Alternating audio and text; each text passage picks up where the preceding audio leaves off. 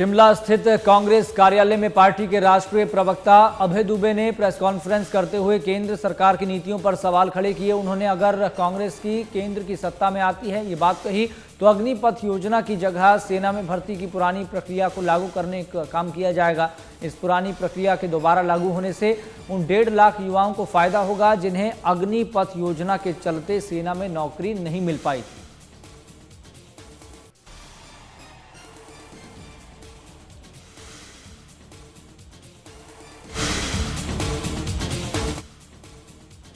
लोकसभा चुनाव से पहले बीजेपी लगातार अपना कुनबा बढ़ाने में जुटी हुई है। दरअसल सुंदरनगर विधानसभा से बहुजन समाज पार्टी के नारायण सिंह और राष्ट्रीय देवभूमि पार्टी के रणविजय सिंह ने विधायक राकेश जम्वाल के सामने बीजेपी का दामन थाम लिया। रणविजय सिंह के घर पर आयोजित कार्यक्रम में विधायक राकेश जम्वाल का स्वागत भी किया गया। रणविजय सिंह ने अपने संबोधन में कहा कि 500 साल तक राम मंदिर निर्माण के सपने को साकार करने वाली विश्व की सबसे बड़ी पार्टी और प्रधानमंत्री नरेंद्र मोदी से प्रभावित होकर वे पार्टी में खुद वापस आए हैं। उनका सपना है कि विधायक राकेश जम्वाल प्रदेश के मुख्यमंत्री बने।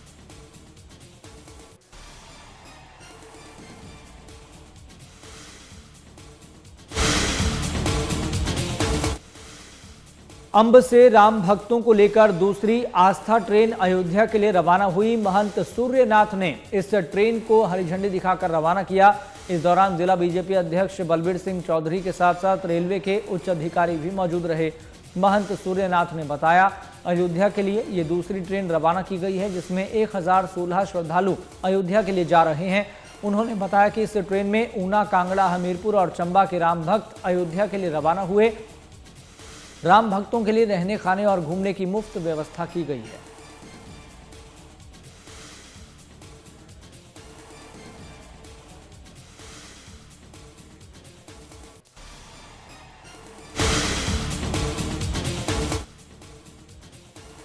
दिल्ली के जंतर मंतर पर टैक्स नीतियों के खिलाफ विपक्षी दलों ने प्रदर्शन किया। इस दौरान दिल्ली सीएम अरविंद केजरीवाल, पंजाब सीएम भगवंत सिंह मान और केरल के सीएम पिनरई विजयन और सीपीएम महासचिव नेता सीताराम येचुरी भी शामिल हुए। इस दौरान दिल्ली सीएम अरविंद केजरीवाल ने ईडी समेत अन्य जांच एजेंसियों की कार्रवाई पर अपनी प्रतिक्रिया दी। उन्होंने कहा कि राजनीतिक स्वार्थ के लिए देश की जांच एजेंसियों को आगे करना गलत है।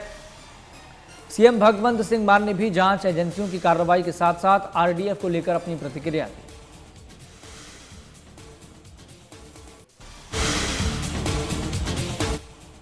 पीएम नरेंद्र मोदी ने राज्यसभा में सांसदों की विदाई पर संबोधन दिया। पीएम नरेंद्र मोदी ने अपने संबोधन में कहा कि राज्यसभा को चलाने के लिए सभी सांसदों ने अपनी अहम भूमिका निभाई है। उन्होंने कहा कि सांसदों की कभी विदाई नहीं होती है। पीएम नरेंद्र मोदी ने पूर्व प्रधानमंत्री मनमोहन सिंह को लेकर भी प्रतिक्रिया दी। उन्होंने कहा कि पूर्व पीएम मनमोहन सिंह का बड़ा योगदान रहा। मनमोहन सिंह जी 6 बार सदन में नेता के रूप में और प्रतिपक्ष के रूप में चुने गए। उन्होंने हमेशा से सदन का मार्गदर्शन किया। पीएम ने कहा कि वैचारिक मतभेद और बहस में छींटाकशी वो बहुत अल्पकालीन होता है, लेकिन जब भी लोकतंत्र की चर्चा होगी तब उनकी चर्चा होगी और उनके योगदान पर चर्चा जरूर होगी।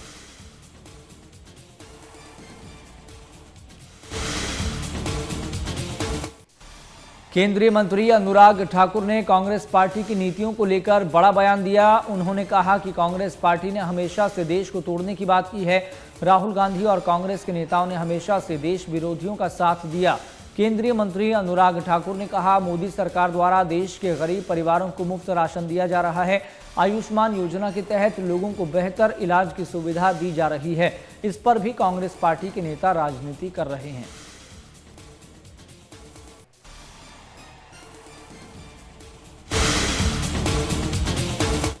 दिल्ली के गोकुलपुरी इलाके में मेट्रो का स्लैब गिरने से मलबे में 4 बाइकें दब गई। घटना की जानकारी मिलते ही पुलिस प्रशासन, फायर ब्रिगेड की टीम और बचाव दल मौके पर पहुंचा। दिल्ली के गोकुलपुरी इलाके में गुरुवार को बड़ा हादसा हो गया। सड़क पर मेट्रो का स्लैब गिर गया। इससे 4 बाइक मेट्रो के स्लैब के मलबे में दब गई। आनंद फानन में फायर ब्रिगेड और बचाव दल मौके पर पहुंच गया। इस मामले की ज्यादा जानकारी देते हुए पुलिस ने बताया कि 4 मोटरसाइकिल डैमेज हैं। 4 लोग गंभीर रूप से घायल हो गए हैं। घायलों को इलाज के लिए अस्पताल में दाखिल करवाया गया है। हादसे के बाद सड़क पर जाम लग गया। एहतियात के लिए इस रूट को बंद कर दिया गया। पुलिस ने यह बताया कि मेट्रो का जो स्लैब गिरा है वो पुराना स्ट्रक्चर है।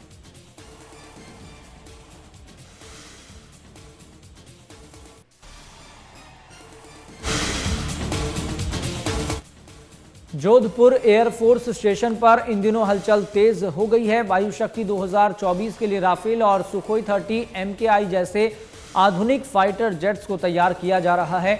भारतीय वायुसेना का ये युद्ध अभ्यास 17 फरवरी से शुरू होगा। इस दौरान भारतीय वायुसेना के लड़ाकू विमान आसमान में अपने युद्ध कौशल का प्रदर्शन करेंगे।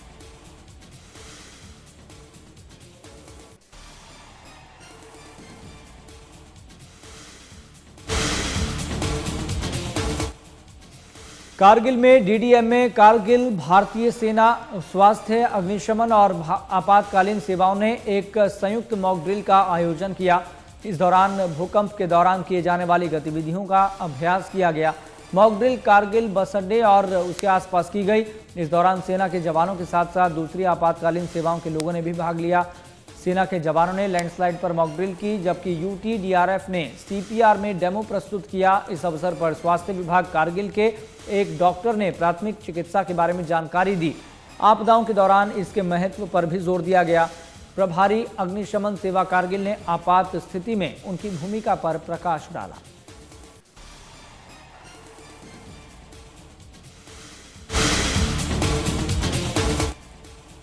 घाटी के कई इलाकों में बर्फबारी का दौर जारी है। लगातार हो रही बर्फबारी की वजह से यहां की कई सड़कों को यातायात के लिए बंद कर दिया गया। सड़कों के बंद होने की वजह से कई इलाकों का सड़क संपर्क पूरी तरह से टूट चुका है। लोगों की परेशानी को देखते हुए प्रशासन जल्द से जल्द सड़कों से बर्फ को हटाने की कोशिश में जुटा हुआ है, जिसके लिए बॉर्डर रोड ऑर्गेनाइजेशन यानी कि BRO की मदद ली जा रही है। BRO की टीम हैवी मशीनों की मदद से लगातार सड़कों से बर्फ हटाने के काम में जुटी है।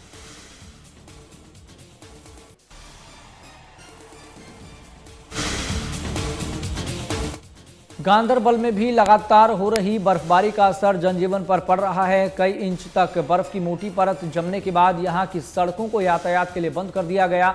हालात को सामान्य करने के लिए प्रशासन की तरफ से लगातार कोशिशें की जा रही है। यहां सड़कों पर जमी बर्फ को हटाने के लिए BRO की टीम को तैनात किया गया है।